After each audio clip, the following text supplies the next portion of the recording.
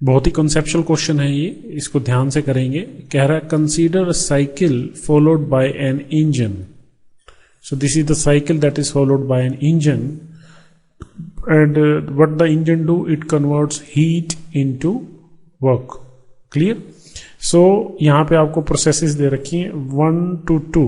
So this process from 1 to 2 is isothermal, from 2 to 3 is adiabatic and again 3 to 1 is adiabatic। यहां ध्यान से देखें, 2 से 3 adiabatic, 3 से 1 भी adiabatic और 1 से 2 isothermal गिवन है।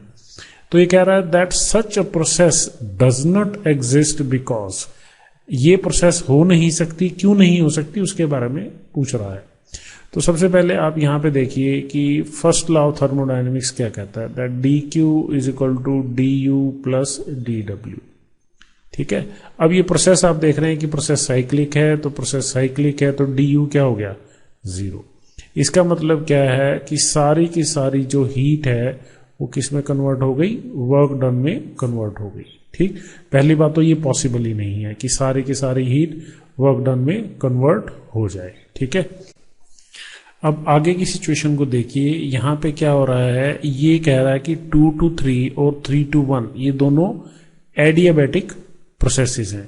अब आपको पता है कि जो एडियाबैटिक प्रोसेस है उसके करस्पॉन्डिंग dq 0 है, तो 2 to 3 सिचुएशन में dq 0 है और 3 to 1 सिचुएशन में भी क्या है, जो dq है 0 है, क्योंकि एडियाबैटिक सिचुएशन में जो हीट एक्सचेंज है वो तो पॉसिबल है नहीं।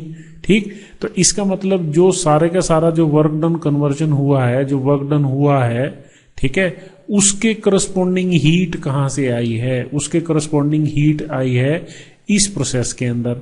बट अगर आप यहां ध्यान से देखें, ये प्रोसेस कौन सी है, आइसोथर्मल, और आइसोथर्मल का मतलब है टेम्परेचर सेम। तो सेम टेम्परेचर पे हीट कैसे फ्लो होगी, ये तो पॉसिबल ही नहीं है। ये तो सेकंड लॉ का वायलेशन है कि हीट फ्लो हो गई बिना टेम्परेचर डिफरेंस के।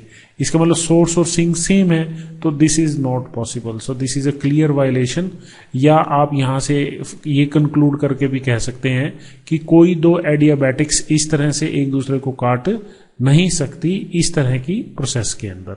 ठीक। तो यहां इन ऑप्शंस में क्या कह रहा है, फर्स्ट में कह रहा है that heat is completely converted to mechanical energy या mechanical work in such a process which is not possible. ठीक है, कि ये चीज पॉसिबल ही नहीं है कि इस तरह से हो जाए, इसलिए ये प्रोसेस जो है एग्जिस्ट नहीं कर सकती। मतलब ये प्रोसेस इसलिए एग्जिस्ट नहीं कर सकती क्योंकि इसकी पॉसिबिलिटी नहीं है। Mechanical energy is completely converted to heat in this process, तो ये चीज नहीं है। हीट का कन्वर्जन मैकेनिकल प्रोसेस के अंदर है, वो पॉसिबल नहीं है। See, curves representing two adiabatics processes don't intersect each other. ये ठीक है कि कोई दो एडियाबैटिक्स एक दूसरे को कट नहीं कर सकते ऐसी प्रोसेस के अंदर। क्लियर, क्योंकि ये सिचुएशन फिर आपके जो सेकेंड लॉ ऑफ थर्मोडायनेमिक्स है उसको वायलेट करेगी। That is not possible. एक सोर्स और एक सिंक होना ही चाहिए। So this option, corresponding option is correct.